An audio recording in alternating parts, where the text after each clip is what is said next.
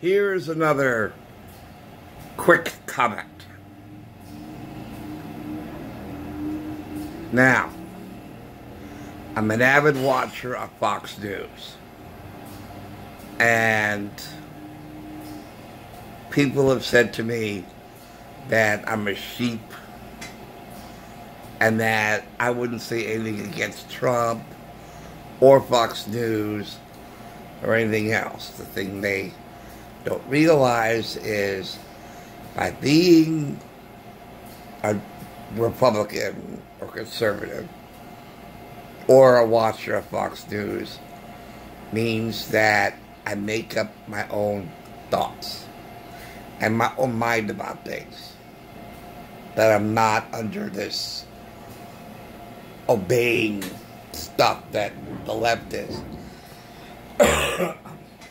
Now, when Fox News does something I disagree with it, I will say so. And they did. Now, some time ago, a human being, a fellow American, who was a conservative, who was going to vote for Trump, was murdered on the West Coast. And today, while on the 5, they were talking about, the riots and everything else. And then somebody said, I don't know if it was Jesse or Craig, said, it's okay to murder a Trump supporter. And when I heard that, I felt nothing. I felt nothing because that almost sounds like a piece of clothing. You know how men used to wear supporters, women used to wear girders or whatever, garters, supporters, maybe supporters in their bras or whatever. So the word supporters has lost all meaning as far as someone who's a conservative, a human being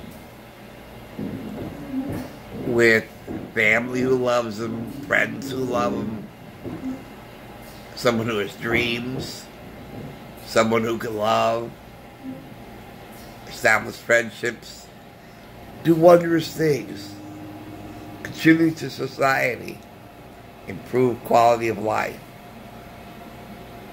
No. None of that. He's simply a Trump supporter. That's it. And when it was said today about that it's okay to kill a Trump supporter, I can imagine a horror movie where a bunch of Trump supporters are attacking a village, these big pieces of clothing, with the belts and the cross in the back, or jock straps. Oh, the attack of the jock straps. Oh, it's like in a world where jock straps attack a village, where supporters attack the men who wear them and leave them bloodied at the spot that these clothing support. Supporters means nothing. Nothing.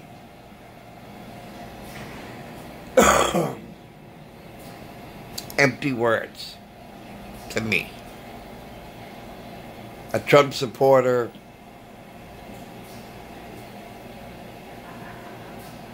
breast supporter, jockstrap,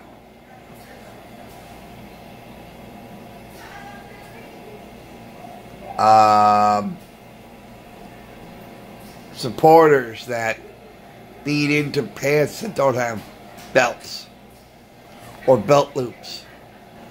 And you clip these supporters, pants supporters, right? Or whatever you call them, right? And you drape them over your shoulder. You clip them to your pants and they support your pants so they don't fall off your feet. This is what I'm thinking of when I hear supporters. And so when I heard that the murder of Trump supporters is okay as far as the left is concerned, as far as these rioters are concerned, as far as, Democrats and liberals are concerned, I'm thinking, yeah, let's replace Trump supporters with Jews. Or, it's just, it demeans the whole impact on what it is. Yes, murder is different than kill. Kill is of a lesser word. Okay. Murder is a different word than kill. Okay. But how about we take it a step further? Let's get rid of supporters. Let's get rid of that word. Because supporters, Trump supporters, they're meaningless. They have no impact. They have no power. Okay. So let's be more accurate. Okay. Instead of saying, as far as the left is concerned, as far as the far left, the Democrat, the Marxist, the liberals, that it's okay to murder a Trump supporter, let's rephrase that and make it more accurate. Make it so that it has punch. Make it so that maybe people will second guess or maybe have a second thought as to what they're really doing. So let's change Trump supporters to fellow American who is voting for a different candidate than you are.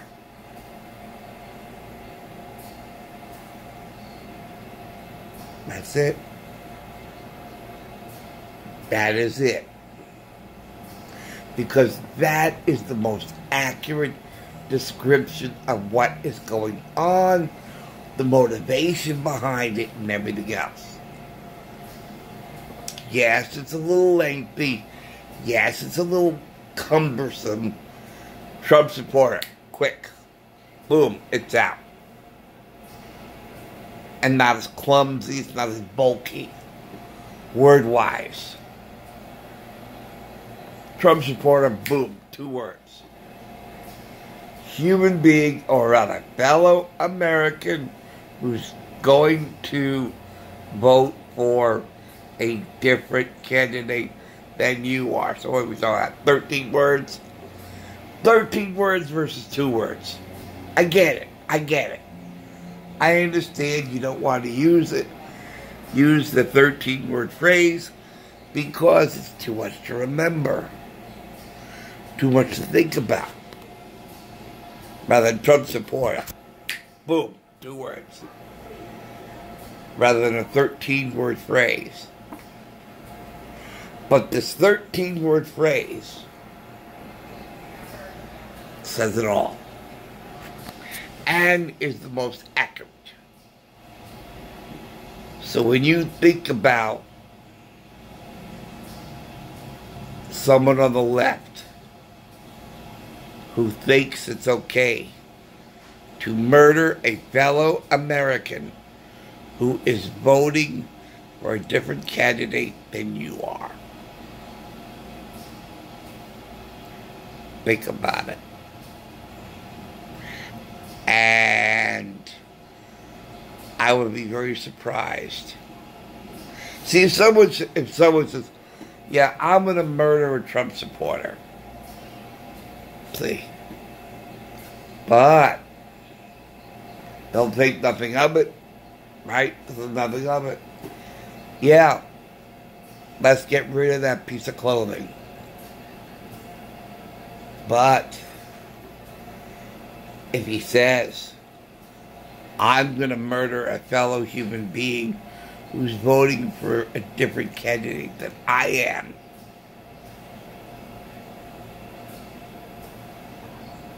as a society, how would that sit among the people within earshot? I'm going to murder a Trump supporter. I'm going to murder a fellow American who is voting for a different candidate than I am.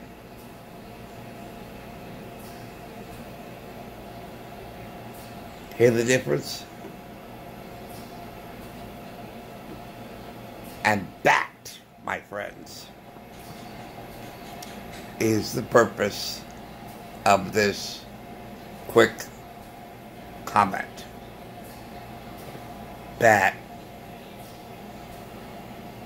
we must stop murdering our fellow human beings. Stop murdering our fellow Americans. See, this is, matter of fact, okay, you think that's a little too cumbersome? I agree. Okay, that is a little bulky. I'm going to murder my fellow American who's going to vote for somebody else than I am. Okay, I get it. I get it. So let's shorten it. Trump supporter, fellow American. How's that? 2 words. Trump supporter, 2 words. My fellow Americans, 3 words. Okay. That's not such a big word, my. Right? My is a little bitty word. My is only 2 letters, M and Y. Put together, it forms the word my, meaning something that belongs to me. So, he or she is my fellow American.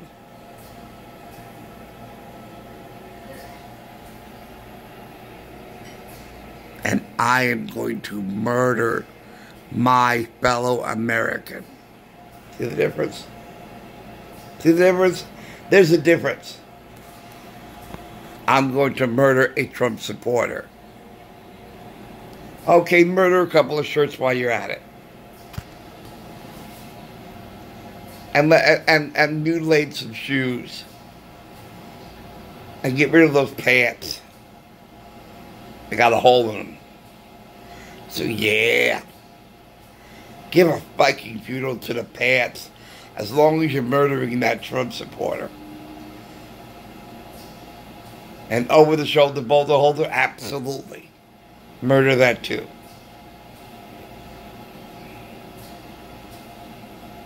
Murder my fellow American. Murder my fellow human being.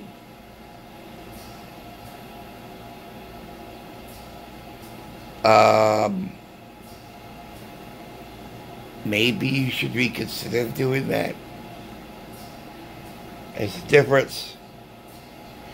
A major difference. We, as George Carlin once said, we have become soft in our language. And it takes a lot of the bite and accuracy of the reality of the situation. Because otherwise, we just hide our head in the sand while euphemism just candy coats it all over. It's all candy coated. Trump supporter. Oh, that's a sweet way to say it. Murder your fellow Trump supporter. Murder your fellow human being. Huh? What? Murder your fellow American. I'm going to murder my fellow American. What? What did you just say? We've become soft, too soft. Let's be accurate. And if we become accurate, it will stop eventually. It's the same thing with the racism. Racism will not stop until people stop talking about it. Morgan Freeman had it right. Stop talking about race. Racism isn't something inherent or systematic in our country. Racism is taught. It's taught from parent to child. It's taught from teacher to student. It's taught. Stop talking about racism. Stop talking about race. Stop it. If you don't talk about it, then that idea will never incorporate in people's minds. If everybody did that, we would wipe out racism in a generation. If every parent in every generation doesn't talk about race or racism, then it will eventually disappear. Just like smoking. Everybody was saying, oh, how wonderful cigarettes are. Everybody was smoking cigarettes. Oh, it's so cool to smoke a cigarette. You don't see that anymore. You don't hear people talk about that anymore. It says, hey, I want to be cool like my dad. And I want to smoke some cigarettes. And sneak some cigarettes and try to hide smoke them. Because your parents think it's cool. Your friends think it's cool to smoke a cigarette. But you don't see that anymore, right? Yeah, they got the stupid vaping now. But it's just as bad. It's worse. Vaping is cool. Until we have some deaths. And then vaping won't be cool anymore. But that's all it is. Smoking is no longer cool. Oh, there was an outrage when there was no smoking here, no smoking there. Everybody's like up in arms. It's like, damn, I can't smoke anywhere. You don't hear that anymore, right? Matter of fact, no smoking is just common, ordinary. Don't even think about it. Who thinks about smoking a cigarette? I grew up with cigarettes. Oh boy, did I grow up with cigarettes. But you know what? It's normal not to smoke. It's normal not to be around cigarettes. It's normal not to see advertisements for cigarettes. It used to be. But you know what? I got used to not seeing it. And it's pretty okay. Let's do the same thing with racism. Let's make racism as obsolete as cigarette advertisement and the coolness, how cool and debonair a person is with a cigarette. I'm Bond. James Bond. Oh, my, how debonair he is. Oh, how he holds a cigarette. Oh. You don't see that anymore. let's do the same thing with racism. Let's say, I am not going to say any more about race, starting right now. If everybody does it, it's likely, very likely, we can end racism. Let's stop talking about racism and race unless you're talking about the Indy 500 or the Daytona. Okay. This quick statement went off a little long, but that's all I wanted to say. Okay, take care, guys. I'll see you later. Thanks for watching. Thanks for listening. Take care. See you soon. Bye.